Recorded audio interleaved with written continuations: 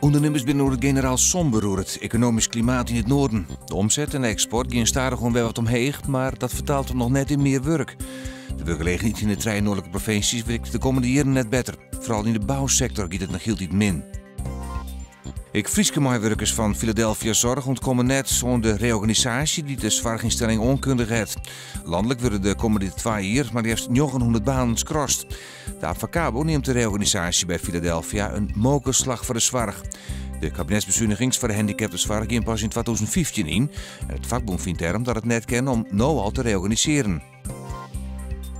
Bij een onrijding in de Langdeelstraat in Ljouwert is toonsdag de morgen een vrouw verwonnen rekken. Het slachtoffer was op een fietscap door een ME-busje. Ze heeft verskate verwondingen en moest met de ambulance naar het ziekenhuis. De bestuurder van het busje kwam maar de schrik vrij. Vanwege de onrijding waard de kruising bij de Holsmeerwaai wat het niet uitsletten. Joen en vannacht opklarings en de temperatuur luidt om het vriespunt heen. De bewolking neemt toe en dat hield ik voor de noordeerste wind. Morgen is het meest bewolkt, maar wat stoorruim. Het wordt 6 graden en de noordeerste wind is matig onkrachtig.